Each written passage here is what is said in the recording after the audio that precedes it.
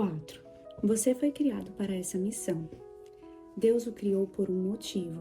Assim como uma torradeira, um semáforo ou um porta-aviões, você foi projetado de maneira específica para um propósito específico.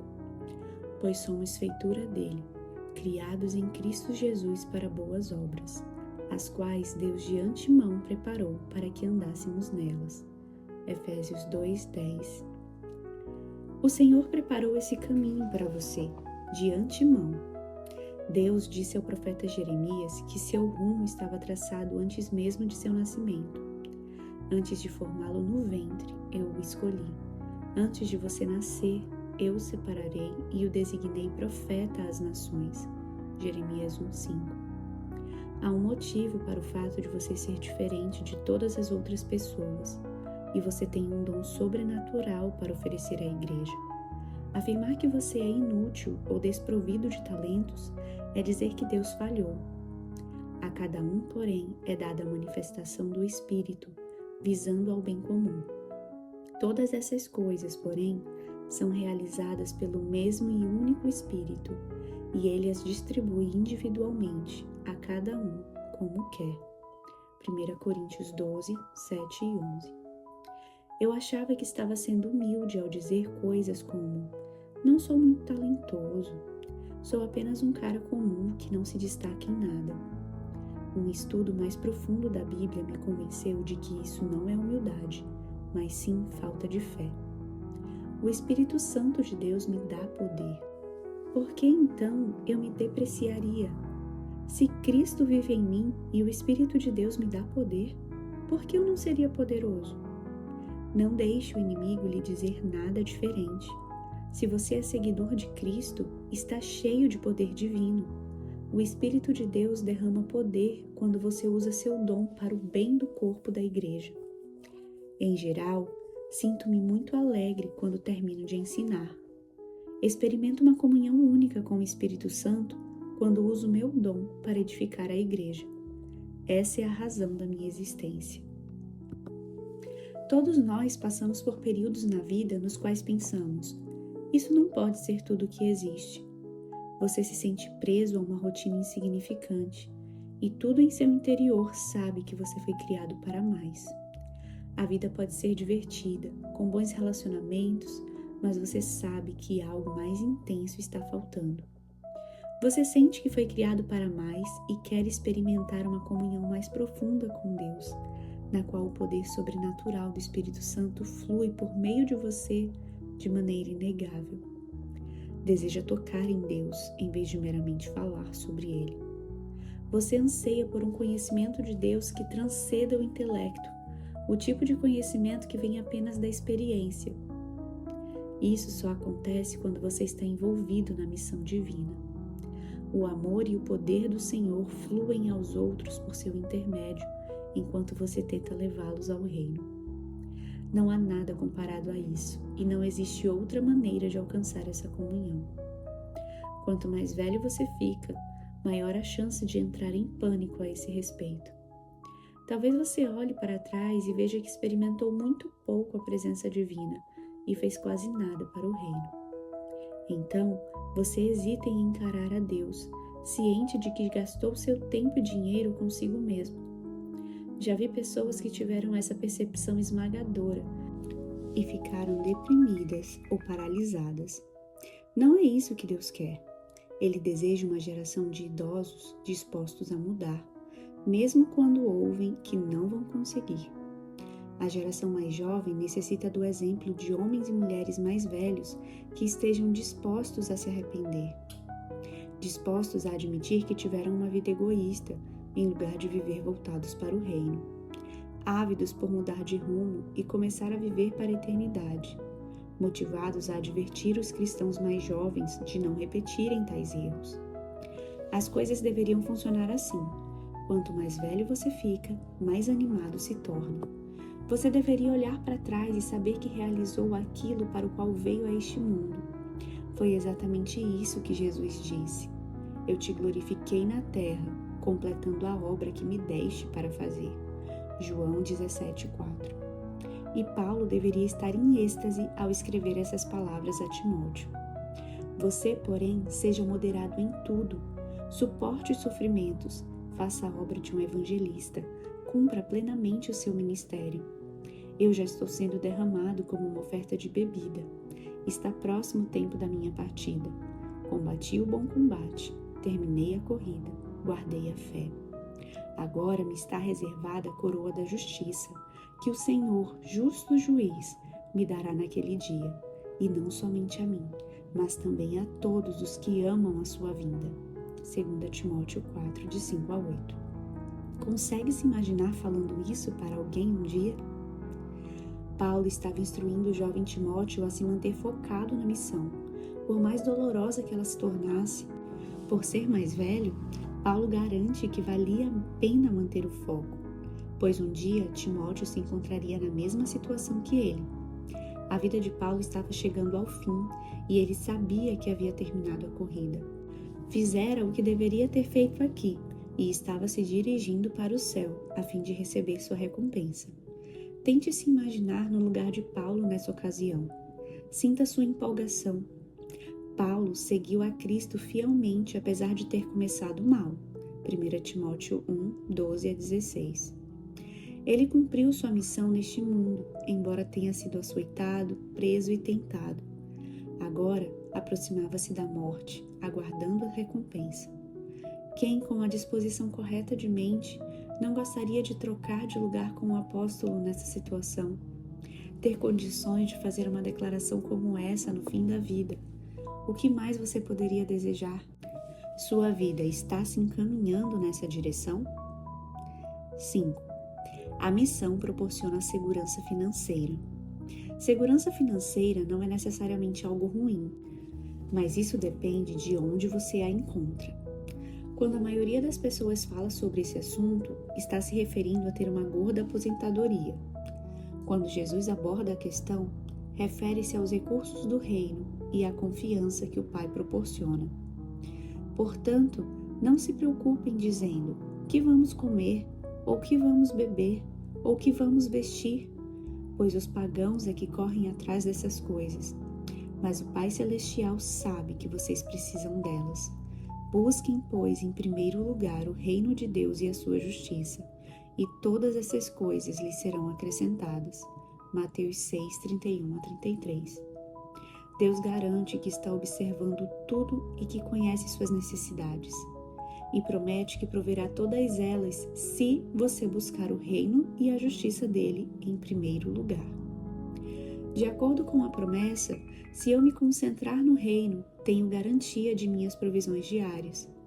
O problema dessa promessa é que ela não é suficiente para a maioria de nós. Por nosso estilo de vida, ficaríamos bravos com Deus se Ele provesse somente as nossas necessidades. Já vi isso acontecer vez após vez, pessoas questionando a existência de Deus por terem apenas um pouco mais do que necessitam. Nós, americanos, vivemos em uma terra de luxo, onde o governo já promete as provisões básicas. Assim, atualmente a promessa divina pode ser considerada desnecessária nos Estados Unidos. Embora possamos crer que Deus proveria tudo caso o governo falhasse, a promessa ainda nos parece fraca. Queremos que Ele nos garanta determinado padrão de vida. Não nos satisfazemos com a promessa de que Ele suprirá nossas necessidades. Para aqueles que conhecem o contentamento, essa é uma promessa extraordinária. Se você é capaz de dizer como Paulo, tendo o que comer e com o que vestir-nos, estejamos com isso satisfeitos, 1 Timóteo 6,8, então você não tem nada com o que se preocupar. Nunca. Sabemos que, se buscarmos o reino do Pai, estaremos bem. Deus está ciente de nossas necessidades e as suprirá conforme achar que deve. Comeremos, mas talvez não tenhamos condições de comer em restaurantes. Teremos roupas, mas é possível que elas não formem boas combinações. Teremos água, mas pode não ser mineral. Para quem se contenta, essa promessa é maravilhosa. Elimina todo o estresse. Você nunca sabe o que pode acontecer com o país e com a economia, mas aquele que busca o reino está sempre seguro. Vejo muitas pessoas construindo o seu próprio reino. Ao fazer isso, pode-se ter uma casa maior, um carro melhor e a comida mais sofisticada que existe. Talvez. Mas nesse caso, o sujeito está por conta própria. Ele sacrifica o conhecimento de que Deus lhe proverá a despeito daquilo que acontecer neste mundo. No entanto, para aqueles que buscam o reino de Deus em primeiro lugar, não é preciso se preocupar nunca. Deus sempre proverá e é fantástico observá-lo. Algumas das melhores lembranças que Lisa e eu temos são dos momentos em que vimos o Senhor cumprir sua promessa. 6. Esse é o caminho para um casamento feliz. Verdade seja dita, Lisa e eu temos muito pouco em comum. Eu amo esportes, ela não. Ela ama ir ao shopping center, eu odeio com todas as forças. Ela gosta de cantar, eu sou tão afinado quanto um boi. Eu amo comida asiática, ela acha esquisita. Eu amo surfar, ela não entra no mar. Ela gosta de ter conversas sérias, eu aprecio o sarcasmo. Ela ama Jesus, eu amo Jesus. E isso basta. Nosso amor por Jesus nos une, assim como nosso amor pela missão dele em particular. Ambos amamos ajudar pessoas a se arrependerem do pecado, se voltarem para Jesus e se encherem do Espírito. Eu amo vê-la compartilhar a fé, discipular mulheres mais jovens, cuidar dos pobres e ministrar às crianças. Pode parecer estranho, mas vê-la ministrar me atrai ainda mais a ela. E ela ama quando eu falo destemidamente sobre Deus, mesmo quando os outros detestam ouvir. Ela incentiva meu ministério e garante que cuidará bem de nossos filhos, enquanto eu estiver fora, pregando e servindo. Amamos estar juntos em missão. Na verdade, foi nos momentos em que negligenciamos a missão e nos concentramos apenas em nossos desejos que surgiram conflitos. Permanecer na missão é o que nos une cada vez mais. Não importa o que aconteça, exerçam a sua cidadania de maneira digna do Evangelho de Cristo. Para que assim, quer eu vá e os veja, quer apenas ouça ao seu respeito em minha ausência, fique eu sabendo que vocês permanecem firmes num só espírito, lutando unânimes pela fé evangélica. Filipenses 1:27. O desejo de Paulo para os filipenses é nosso desejo para o casamento. Queremos ter um só espírito, lutando unânimes pela fé evangélica. Trabalhamos como um time e vencemos como um time. Honestamente, não passamos muito tempo trabalhando em nossa união. A união acontece como resultado da missão, é consequência de servir ao Senhor. Se você já participou de uma viagem missionária, é provável que tenha vivenciado o que estou dizendo. Em geral, em viagens desse tipo, somos acompanhados por pessoas totalmente desconhecidas. Ao olhar em volta, notamos que temos muito pouco em comum com os outros missionários. Mas na hora de regressar, percebemos que um vínculo foi criado. O esforço não estava direcionado à criação desse vínculo. Estávamos focados na missão, mas foi ela que nos uniu. Pense ainda nos jogadores de um time ao se abraçarem com alegria após a conquista de um campeonato. Existe uma união temporária enquanto estão focados no mesmo prêmio. Eles não deram as mãos, nem fizeram sessões de aconselhamento a fim de se tornarem os melhores amigos. Eles se concentraram no campeonato e o vínculo se formou naturalmente. O mesmo se aplica ao casamento e à família. A união é consequência natural de duas pessoas que seguem o mesmo espírito em uma vida dedicada à missão. Já vi casamentos serem salvos pela renovação do foco na missão. Meu amigo Carl estava contando os dias. Deixaria a esposa assim que seu filho se formasse no ensino médio e saísse de casa. Carl não sabia, mas a mulher pensava do mesmo modo. Afinal, o filho era a única coisa que eles tinham em comum. O amor que sentiam um pelo outro já tinha acabado havia um tempo. Trata-se de um cenário corriqueiro. É fácil para os casais colocarem todo o foco nos filhos, e quando estes vão embora, o casamento desmorona. Algo, porém, aconteceu com a esposa de Carl. De repente, ela ficou obcecada pela missão de Deus para sua vida. Seu coração se voltou para as meninas usadas na indústria do sexo. Ela começou a procurar maneiras de resgatá-las daquela condição e mostrar-lhes Jesus. Com o tempo, começou o próprio ministério de resgatar as moças e ajudá-las a mudar de vida.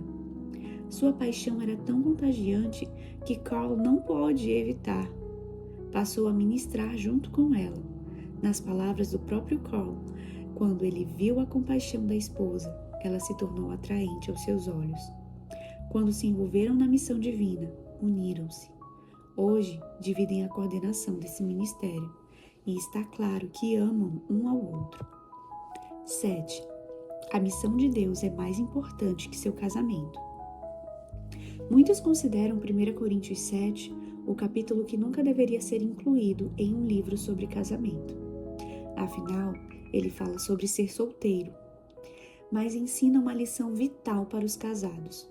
Na verdade, é possível que essa passagem tenha nos impelido, mais que qualquer outra, a escrever este livro. É em 1 Coríntios 7 que o mesmo Paulo, que em Efésios ordenou os maridos a amarem a esposa, nos diz: aqueles que têm esposa, vivam como se não tivessem. Versículo 29. Como assim? A ideia é que nossa vida aqui é curta. Há uma urgência no período em que vivemos, após a ressurreição de Jesus e antes de sua segunda vinda. Todos temos um chamado de Deus, e esse chamado é maior que nosso casamento. Buscar o reino deve ser nossa prioridade máxima, e se não tomarmos cuidado, o relacionamento conjugal pode atrapalhar.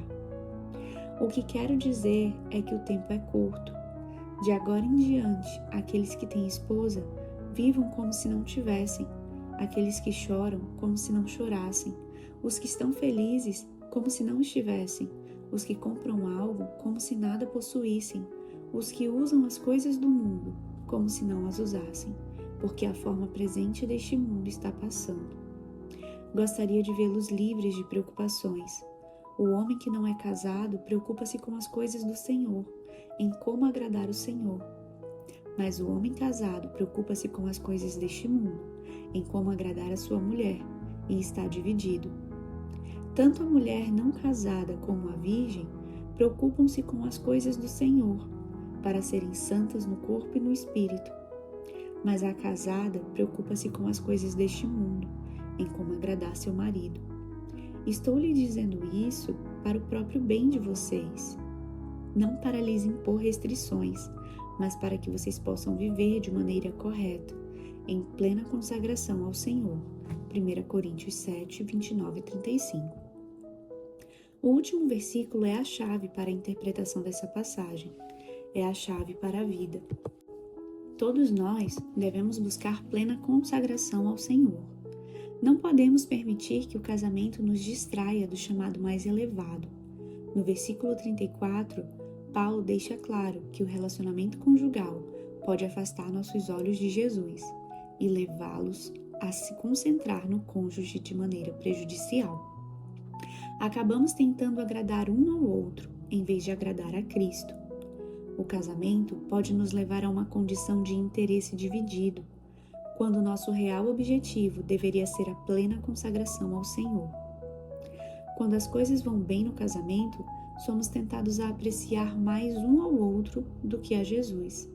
Quando as coisas vão mal, podemos permitir que as mágoas do relacionamento conjugal nos distraiam de amar a Jesus.